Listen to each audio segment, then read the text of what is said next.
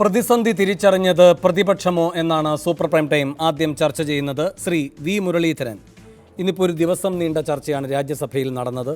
നാളെ ലോക്സഭയിലും ചർച്ച നടക്കും.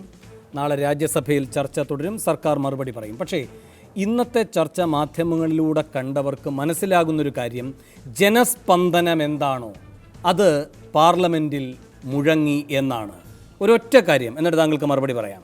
കള്ളനോട്ടിനെതിരെ എന്ന് വെച്ചാൽ ആഭ്യന്തര വിപണിയിലുള്ള കള്ളനോട്ടിനെതിരായ ശക്തമായ നടപടിയെന്നാണ് നിങ്ങൾ ഈ നീക്കത്തെ വിശേഷിപ്പിച്ചത് എങ്കിൽ, ആനന്ദ് ശർമ്മയും യെച്ചൂരിയും പറയുകയാണ്, നിങ്ങളുടെ ധനമന്ത്രി ഓഗസ്റ്റ് മാസം ഇതേ പാർലമെൻറ്റിൽ ചോദ്യത്തിന് ഉത്തരമായി പറഞ്ഞത് രാജ്യത്ത് കള്ളനോട്ട് എന്ന നിലയിലുള്ളത് 0.02% കറൻസികൾ മാത്രമാണ്.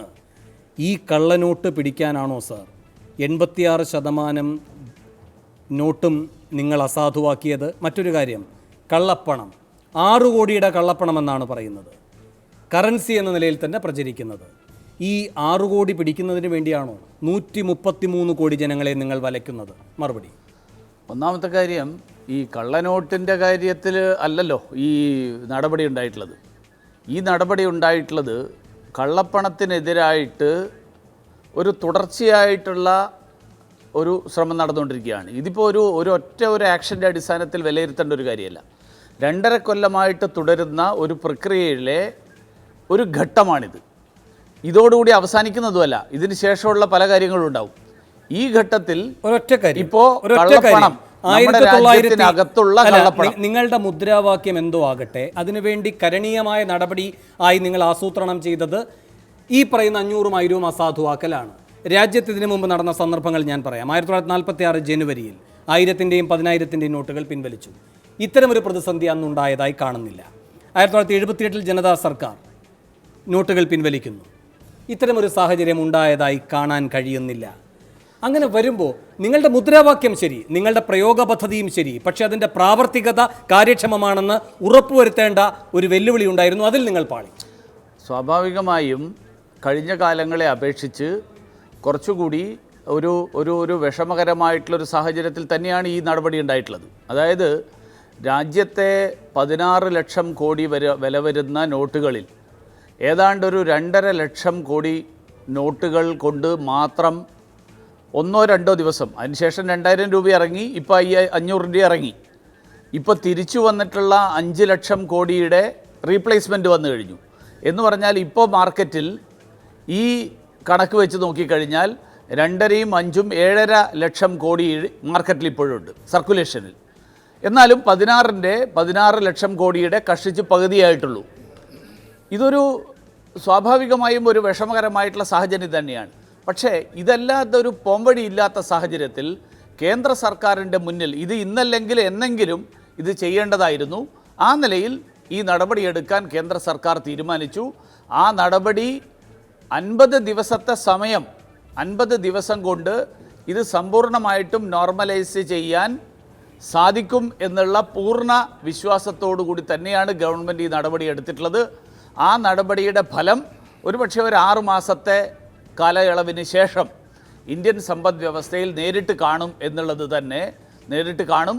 അത് ആ സമയത്ത് നമ്മളിപ്പോൾ നടക്കുന്ന ചർച്ചയുടെയൊക്കെ മറുവശം കൂടി ആ സമയത്ത് നമുക്ക് ചർച്ച ചെയ്യാൻ പറ്റും. Professor K V Thomas M P, ഇതായിരിക്കും സർക്കാരിൻ്റെയും നാളത്തെ വിശദീകരണം. ഇതാണ് നാം ഓരോ ദിവസവും ഇങ്ങനെ പാടിപ്പതിഞ്ഞൊരു ഗാനം പോലെ കേട്ടുകൊണ്ടിരിക്കുന്നതും.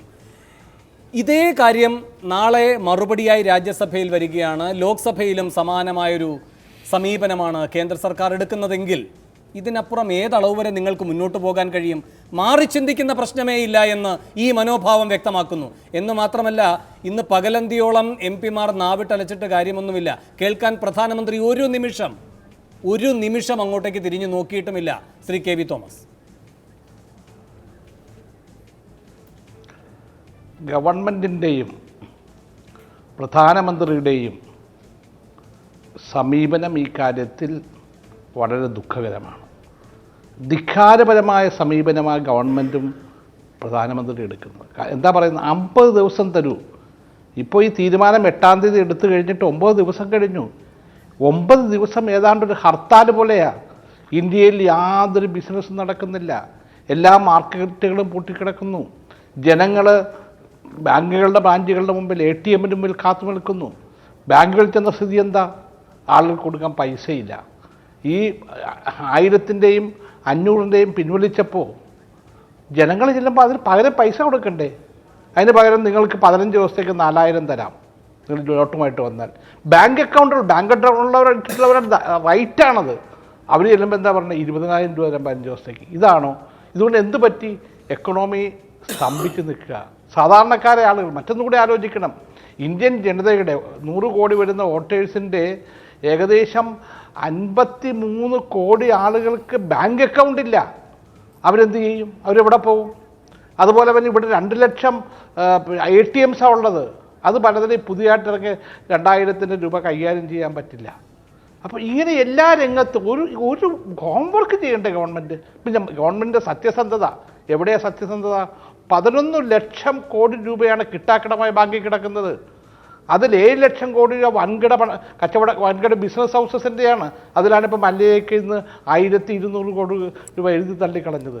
എന്താ ഫിനാൻസ് മിനിസ്റ്റർ ചോദിച്ചു പറഞ്ഞത്? അത് ഞങ്ങൾ സൂക്ഷിച്ചു വെച്ചിരിക്കുക അക്കൗണ്ട്സ്. പക്ഷെ പോയി. അതിനെന്താ നടപടി? അതിലേക്ക് വരാം ശ്രീ കെ വി തോമസ്. ഈ ചർച്ചയുടെ അടുത്ത ഘട്ടത്തിൽ നമുക്കത് പ്രത്യേകം പരിശോധിക്കാം. പക്ഷേ ഇവിടെ രാജ്യസഭയിലും ലോക്സഭയിലും ഇതൊരു അവസരമായി നിങ്ങൾ ഉന്നയിക്കുകയാണ് എങ്കിൽ നാവിലെ വെള്ളം വറ്റും എന്നതിനപ്പുറം എന്തെങ്കിലും പ്രതീക്ഷയുണ്ടോ? ഇതൊരു ജനാധിപത്യ രാജ്യമല്ലേ? ജനങ്ങളുടെ പ്രശ്നങ്ങൾ അവതരിപ്പിക്കേണ്ടത് പാർലമെൻറ്റിലാണ്. ഇന്ത്യൻ ജനാധിപത്യത്തിൽ മീഡിയയുണ്ട്, ജനങ്ങളുടെ ഒപ്പീനിയൻ ഉണ്ട്. ഇതെല്ലാം അവതരിപ്പിക്കേണ്ട സ്ഥലത്ത് ഇത് കണ്ണുള്ള ഗവൺമെൻറ്, കാതുള്ള ഗവൺമെൻറ് ഇത് കേട്ട് ഞങ്ങൾ പറഞ്ഞത് പിൻവലിക്കാനല്ല. ഇതിനെന്താണ് പരിഹാരം? ജനങ്ങളുടെ ഇന്ന് കാണുന്ന പ്രശ്നങ്ങൾക്ക് എന്ത് പരിഹാരം? ഞങ്ങൾ ആരും ഇത് പിൻവലിക്കാൻ പറഞ്ഞിട്ടില്ല. ശരി, ഞാൻ താങ്കളേക്ക് തിരികെ എത്താം. ഇപ്പോൾ രാജ്യസഭ, ഇനി ലോക്സഭ, ഇതൊക്കെ ചേരുകയാണ്. നിങ്ങൾ ശക്തമായി ഈ വിഷയം ഉന്നയിച്ച് തുടങ്ങുകയും ചെയ്തിരിക്കുന്നു. പക്ഷേ രാഷ്ട്രീയ കണ്ണോടെ മറുഭാഗത്ത് നിൽക്കുന്നവർ നോക്കുന്നുണ്ട് എന്തൊക്കെ വിള്ളലാണ് ഈ പ്രതിപക്ഷ കോട്ടകളിലുള്ളത് എന്ന്. ഇന്ന് തന്നെ പ്രകടമാണ്. കുറേ പേർ നേരെ രാഷ്ട്രപതിയുടെ അടുത്തേക്ക് പോകുന്നു, കുറേ പേർ അത് വേണ്ട, അതിപ്പോൾ ശരിയായൊരു നടപടിയല്ല എന്ന് പറഞ്ഞ് അതിനെ നിർവീര്യമാക്കുന്നു. കുറേ പേർ JPC വേണമെന്ന് പറയുന്നു, കുറേ പേർ ഇത് പിൻവലിക്കണമെന്ന് പറയുന്നു, കുറേ പേർ പറയുകയാണ് ഇത് പിൻവലിക്കുകയല്ല വേണ്ടത്, ആ നടപടി ശരി, പക്ഷേ പ്രായോഗിക വിഷമതകൾ പരിഹരിക്കുകയാണ് വേണ്ടത്. നിങ്ങളുടെ ബുദ്ധികേന്ദ്രങ്ങളെല്ലാം ഒരുമിച്ച് ഇന്നലെ ഇരുന്ന് ആശയവിനിമയം നടത്തുകയും ചെയ്തല്ലോ. എന്നിട്ടും പാളുകയാണല്ലോ പ്രതിരോധം. ശ്രീ സമ്പത്ത്, അല്ല, ഞാൻ ഈ രാജ്യത്തെ മൊത്തം പ്രതിപക്ഷ പാർട്ടികളുടെ നേതൃത്വത്തിൻ്റെ ഏകോപന സമിതിയുടെ ഭാരവാഹിയൊന്നും അല്ല. എനിക്കങ്ങനെ അതിൻ്റെ കുത്തക അവകാശപ്പെടാനും കഴിയില്ല. ഇന്ന് കേന്ദ്രത്തിൽ അധികാരത്തിലുള്ള NDA സർക്കാരിൻ്റെ ഭാഗമായിട്ടുള്ള ചില ഘടകകക്ഷികൾ തന്നെ ചില പ്രതിപക്ഷ പാർട്ടി നേതാക്കളോടൊപ്പം ഇതിൻ്റെ അവസാനത്തെ പ്രയോഗമാണ് രാഷ്ട്രപതിയെ കാണുക എന്നുള്ളത്. രാഷ്ട്രപതിയെ ആദ്യം തന്നെ കാണാനായി തീരുമാനിക്കേണ്ടതുണ്ടോ എന്നുള്ളത് മറ്റൊരു കാര്യം. പ്രതിപക്ഷ പാർട്ടികൾ തമ്മിൽ ഇത്തരം കാര്യങ്ങളിലുള്ള ആശയവിനിമയങ്ങൾ നടക്കട്ടെ, നല്ലത് തന്നെ. ഇന്നലെ തന്നെ നിങ്ങൾക്കെല്ലാം അറിവുള്ളൊരു കാര്യമുണ്ട്. ഡൽഹി മുഖ്യമന്ത്രി ശ്രീ കേജ്രിവാളിനെ മമതാ ബാനർജി ഭക്ഷണം കഴിക്കാനായി വിളിച്ചു. അങ്ങനെ ഭക്ഷണ മേശയിൽ വെച്ചാണ് രാഷ്ട്രീയം ചർച്ച ചെയ്തത്. പ്രസിഡന്റിനെ കാണാൻ പോകുന്ന ഉൾപ്പെടെയുള്ള സംയുക്ത പ്രക്ഷോഭ പരിപാടികളെക്കുറിച്ച് ആലോചിച്ചു. അത് കഴിഞ്ഞതിന് ശേഷമാണ് അദ്ദേഹം അറിയുന്നത് ശിവസേന തൃണമൂൽ കോൺഗ്രസിനോടൊപ്പം ഈ പ്രക്ഷോഭത്തിൽ പങ്കെടുക്കുകയാണ്. എന്നാൽ പിന്നെ ശിവസേന പങ്കെടുക്കുകയാണെങ്കിൽ താണില്ല എന്ന് പറഞ്ഞിട്ട് ഭക്ഷണം നന്നായി കഴിച്ചിട്ട് അദ്ദേഹം പോവുകയുണ്ടായി. അതുകൊണ്ട് അത്തരം കാര്യങ്ങൾ വെച്ചുകൊണ്ട് നമുക്ക് ജനങ്ങളുടെ ഈ വിഷയത്തിനെ ലഘൂകരിച്ച് കാണാനായി കഴിയില്ല.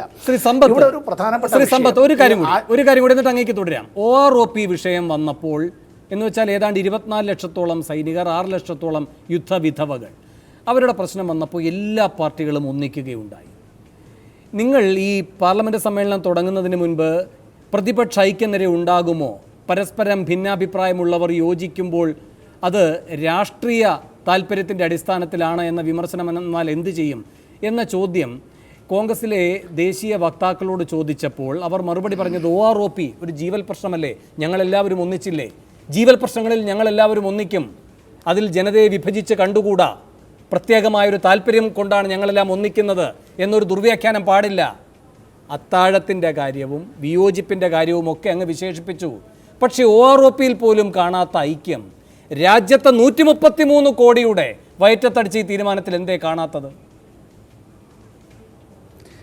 ഞാനീ പറഞ്ഞു തുടങ്ങിയത് എന്നെ ഒന്ന് പറഞ്ഞ് മുഴുമിപ്പിക്കാനായി ദയവായി ഒന്ന് അതിനുള്ളൊരു സമയം ഒന്ന് തരൂ ദയവായി. ഇവിടെ പാർലമെൻറ്റ് സമ്മേളനം ഇന്ന് ആരംഭിച്ചിട്ടേ ഉള്ളൂ. നിലവിലുള്ള ലോക്സഭയിലെ ഒരു അംഗം അദ്ദേഹം അകാലത്തിൽ മരണപ്പെട്ടു പോയതുകൊണ്ട് ലോക്സഭ ഇന്ന് അതിൻ്റെ ബിസിനസ്സിലേക്ക് കടന്നില്ല. രാജ്യസഭ മാത്രമാണ് ഇന്ന് അതിൻ്റേതായിട്ടുള്ള നടപടിക്രമങ്ങളിലേക്ക് പ്രവേശിച്ചത്. നമ്മൾ ഈ ചർച്ച ആരംഭിക്കുന്നതിന് മുമ്പ് തന്നെ ഇവിടെ മാതൃഭൂമി TV ഉൾപ്പെടെയുള്ള രാജ്യത്തിലെ എല്ലാ ദൃശ്യമാധ്യമങ്ങളിലും ഏതാണ്ട് നാളെ അത് അച്ചടി മാധ്യമങ്ങളിലും വരാനിരിക്കുകയാണ്. സീതാറാം യെച്ചൂരി ഉന്നയിച്ച നിരവധി ചോദ്യങ്ങൾ ഉൾപ്പെടെ രാജ്യസഭയിൽ ആ വിധത്തിൽ മുഴങ്ങിക്കേട്ട ജനങ്ങളുടെ ശബ്ദം.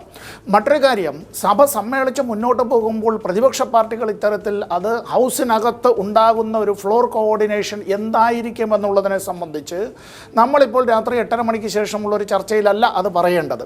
മറ്റൊരു കാര്യം, സംഭവിക്കാനായി സാധ്യതയുള്ളൊരു കാര്യം, ഇവിടെ പ്രതിപക്ഷ പാർട്ടികൾ എത്താൻ പോകുന്നതായി ഞാൻ മനസ്സിലാക്കുന്നത് ജോയിൻ്റ് പാർലമെൻ്ററി കമ്മിറ്റി, ഒരു സംയുക്ത പാർലമെൻ്ററി സമിതി ഈ വിഷയത്തെ സംബന്ധിച്ച് സമഗ്രമായി പഠിക്കുകയും പരിശോധിക്കുകയും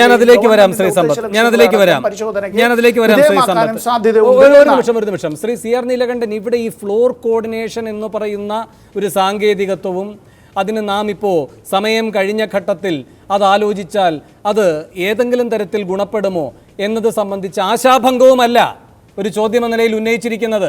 അതിനെ അങ്ങനെ ശ്രീ സമ്പത്ത് വക്രീകരിക്കുന്നുവെങ്കിൽ അത് എന്തെങ്കിലും ഒരു താല്പര്യത്തിൻ്റെ അടിസ്ഥാനത്തിലാകാം. ശ്രീ CR നീലകണ്ഠൻ, ഇവിടെ മമതാ ബാനർജിയും കേജ്രിവാളും തമ്മിലുള്ള കൂടിക്കാഴ്ചയെപ്പറ്റി വിസ്തരിക്കുകയുണ്ടായല്ലോ ശ്രീ സമ്പത്ത്. അതിനു മുൻപ് മമതാ ബാനർജി യെച്ചൂരിയെ വിളിച്ചൊരു സംഭവം ഉണ്ടായിട്ടുണ്ടല്ലോ. എന്തേ അകൽച്ചയുടെ കാരണം?